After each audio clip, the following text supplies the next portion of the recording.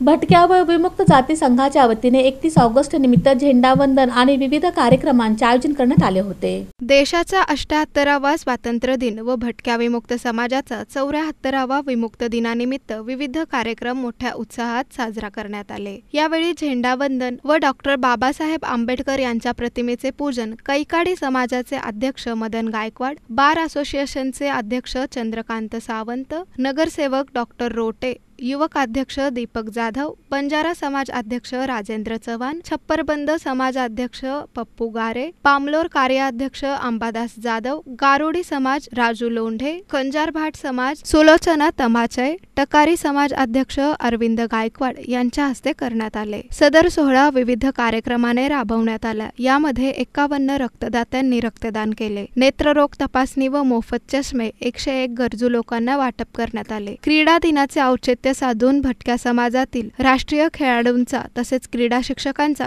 Trophy व shawl, श्रीफळ, पुष्पगुच्छ देऊन यथोचित सत्कार करण्यात आला।